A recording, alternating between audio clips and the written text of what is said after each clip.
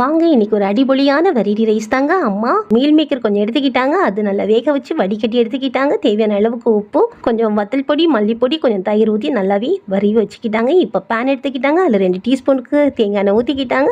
ஏலம், கிராம்பு, பட்டை, பெருஞ்சீரகம், கொஞ்சம் கருவேப்பிலை போட்டு நல்லாவே பொரிய விட்டுக்கிட்டாங்க. இப்போ ஒரு பெரிய வெங்காயத்தை பொடிசாக கட் பண்ணி அதையும் அதில் போட்டு நல்லாவே கறி விட்டுக்கிட்டாங்க. கண்ணாடி பதம் தாண்ட உடனே ஜிஞ்சர் கார்லிக் பேஸ்ட் 2 டீஸ்பூன் போட்டு அதையும் வதக்கி விட்டுட்டாங்க. ஒரு நல்ல பழுத்த தக்காளி பழத்தையும் பொடிசாக கட் பண்ணி அதையும் வதக்கிக்கிட்டாங்க.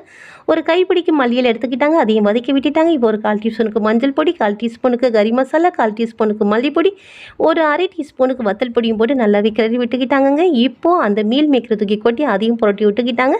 அது கொஞ்சம் மசால் பிடிக்கிறதுக்காக ஒரு 1/4 டம்ளர் தண்ணியை ஊற்றி வேக விட்டுட்டாங்க. இப்போ தண்ணி நல்லா வட்டின உடனே சாதத்தை ஆற வச்சுருந்தாங்க. அந்த சாதத்தையும் போதுமான அளவுக்கு எடுத்து போட்டு சாதம் உடையாத பிடிக்க மெதுவாக கிளறி கொடுத்தாங்க. மேலே கொஞ்சம் நெய்யையும் ஊற்றிக்கிட்டாங்கங்க. சாதம்னா அப்படி ஒரு சுவைங்க.